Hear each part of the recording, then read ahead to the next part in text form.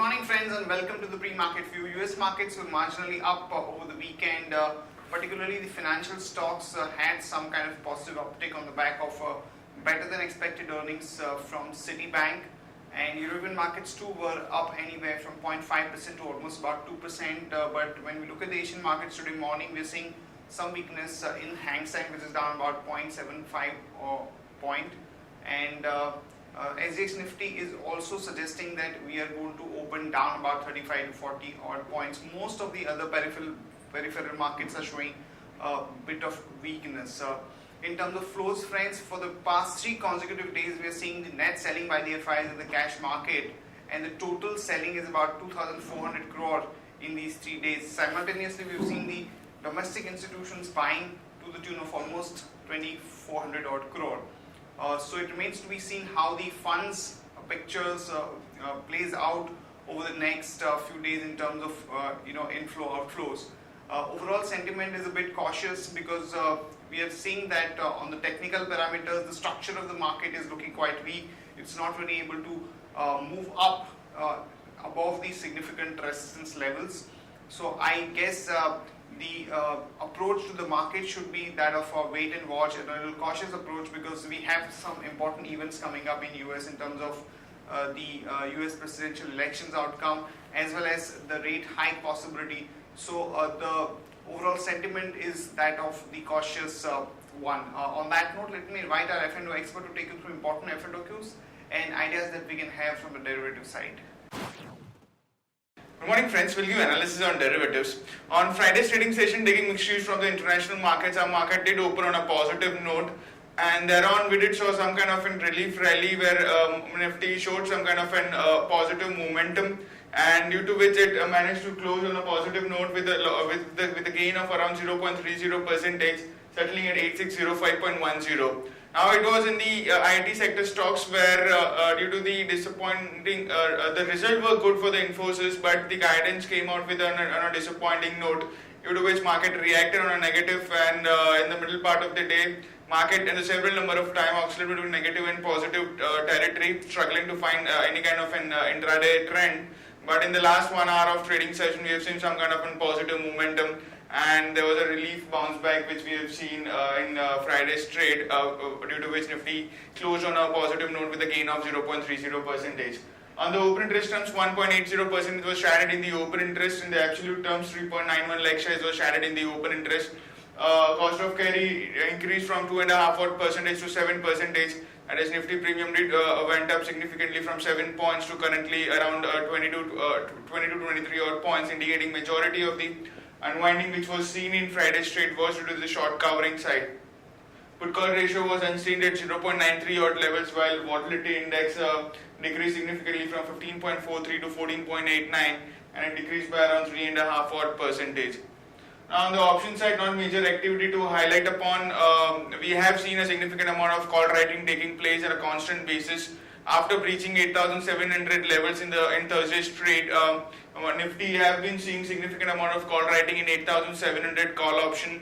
In Friday's trade also we have seen an addition of around 13% into it, while 8,900 call option have also seen a call writing and have seen an addition of around 20% into it. So all in all, market from this juncture crossing above 8,700 is quite difficult for the market, at least for this expiry.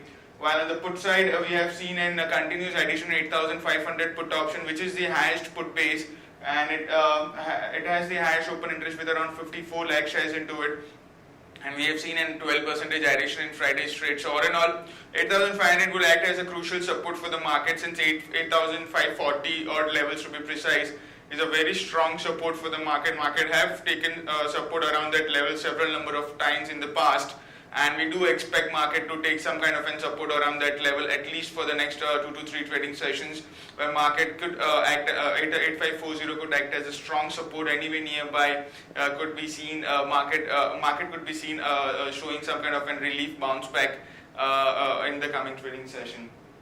There are 2 securities in ban period for today's trade, that is Indiabulls Real Estate and Jindal Steel.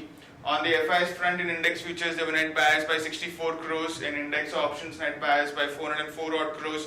Stock futures net buyers by 533 odd crores, while stock options net sellers by 160 crores only. So all in all, we have seen some kind of a positive momentum by FIs, but very minimal in index futures after seeing a net selling of around more than 2,000 odd crores in Thursday's trade. Friday's trade was just a relief bounce back, and we have seen a very minor buying figure by the FIs on the net basis of around 64 crores, especially in index futures. On the market level of Fridays, we have stands at 8678 with a lower range of 8500, which is the highest put base, and higher range at 8678. SGX Nifty is trading negative, it's down by 30 odd points and it's quoting anywhere around 8580, indicating some kind of an gap down opening or negative opening can be expected in the morning trade. That's it from derivatives. Thank you. Friends, let me take you through Sharekhan pre-market action, starting with the trading ideas first. A long call on DCB Bank as the company reported good Q2 numbers on the operating parameters. The net profit grew 31% at 48.9 crore. Even the net NPLs have actually moderately come down to about 0.84% from about 0.87%. So there should be a positive reaction because of this number. So one can go long on DCB Bank with a stop loss of 119 and a target of about 125 to 128. In other news and developments, petrol price has been hiked by about 1.34 rupees per litre, diesel by about 2.37 per litre. PBOC has cut the yuan daily reference rate by about 0.33% to about 6.7379 against the dollar, which is the weakest that we have seen since September 2010. And the trade data also has been reflecting that there is a lot of weakness as far as Chinese economy's exports are concerned. So one should be a little cautious on that count. Coal imports have fallen 6% to about 16.1 million tons in September, owing to higher prices. Cement prices have been increased by about 30 to 40 rupees per bag in West, North and Central markets over the past few months, despite a sluggish volume growth. So watch out for some positive action in the cement stocks on the back of this news. Cipla signs a deal to set up first biosimilars unit in South Africa at a cost of about $91 million. Infosys has split its 4 large industry verticals into 15 smaller units, similar on the line of TCS, which is aimed to sharpen the client focus. HCC VCCL JV has awarded 368 crore contract for tunnel in Manipur. JSW Steel is a race for Italian giant Ilva and Lucchini SPA. SEBI is going to have a probe against 2 Goldman entities in NDTV stake by case. Acra downgrades Amtech Auto Units term loan rating to BB minus from BB plus. Rosneft is going to buy 49% stake in SR Oil in an all-cash deal. So this is a major transaction and it could have positive implications for some of the refiners like MRPL and a few others, including some of the state-run oil marketing companies like IOC, BPCL, HPCL. So watch out for some positive reaction. At the same time, the lenders who have been facing the NPL issues like IDBI and ICICI in particular could also have a positive rub-off on the back of this. Marksans Pharma gets ANDA note for the pericalcitol oral capsule, which is used to treat the overactive parathyroid gland. According to industry reports, the consumption of smuggled cigarettes in India has gone up by about 90% in the last 10 years due to low pricing, and this could have some negative implications for a company like ITC. Maruti spare parts sales has been growing at about 19% CAGR from 2011 to 2016. State Bank of India divests up to 5% stake in SBI Life Insurance and could fetch a good valuation. So this is a positive read-through for State Bank of India. NIT Technologies Q2 profit fell 9% to 64.6 crore. Revenue goes up about 2%. 8K Miles allows bonus in the ratio of 1:3. LIC trims its holding in Raymond by 2% to about 5.53%.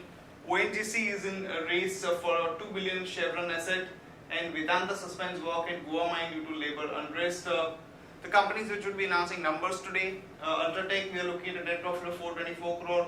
Divan Housing 212 crore, and Lakshmi Vilas Bank about 57 odd crore. List of stocks with positive and negative bias. Stocks with positive bias are IGL, Ultratech and Havells. Stocks with negative bias are Hexaware, HDFC Limited and Infratel.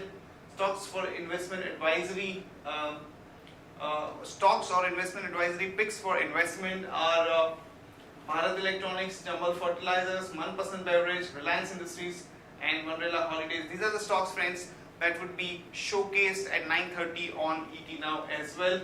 That's it from all of us, friends. Have a good trading session and see you tomorrow at the same time.